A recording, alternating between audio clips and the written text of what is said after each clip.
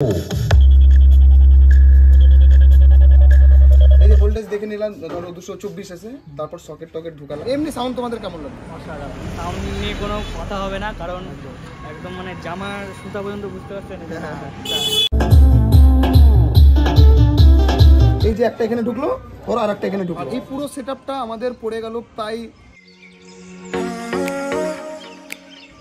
আমাদের পাড়া মানে হচ্ছে আমাদের পরিবার। একদম একদম একদম। এবার আমরাও পরিবারে যোগ হলাম।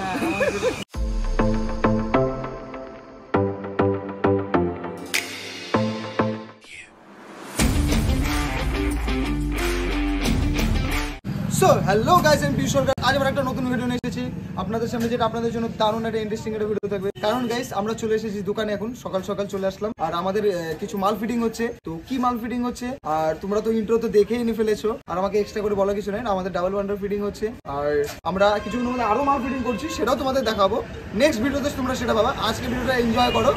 আজকের ভিডিওটা ডাবল পনেরো আছে, নেক্সট ভিডিও আমাদের 3:15 আসছে। তো গাইস বেশি ভাববো না, ভিডিওটা স্টার্ট করবো। তো গাইস চলো ভিডিওটা শুরু করা যায়।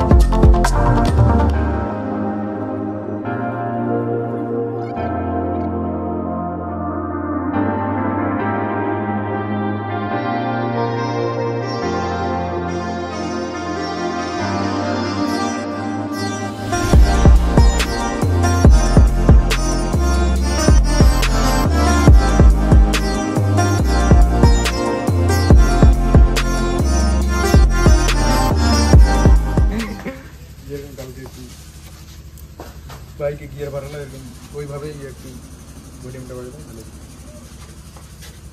মনে ভাবো যে এটা বাড়বে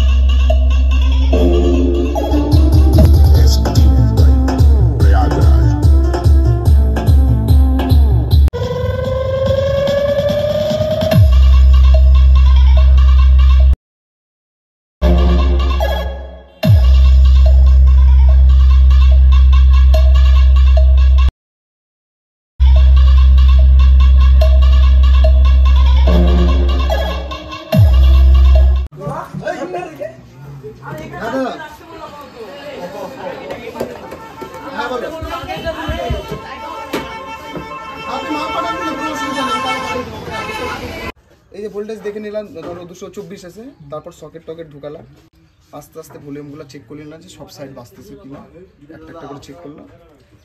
মিক্সারটাকে প্রথমে স্টেবিলাইজার অন হবে, ঠিক আছে? স্টেবিলাইজার এখানে এমসিবি অন হওয়ার আগে এটা থাকবে এক থেকে তোমার যেটুকু ভোল্টেজ সেইটুকু অবধি দিবা। ধরো তোমার যদি ইয়েতে হয়ে যায়, 2 3-এও হয়ে যায়, 220-30 চলে আসে, তাহলে আর চেক করবা। হ্যাঁ, হয়ে গেল। এবার তোমার হচ্ছে এখান থেকে এই যে এখান জ্যাক দিতে ইয়েগুলো স্যামকনের এই যে একটা এখানে ঢুকলো, ধরো আর একটা এখানে ঢুকলো, এটারই না কিন্তু না দুইটা জ্যাকের কথা বলছি। হ্যাঁ, এই একটা ডাইরেক্ট চলে গেল তোমার এই যে এখানে। আচ্ছা, এখানে একটা ঢুকালা, এখানে একটা ঢুকালা, শেষ।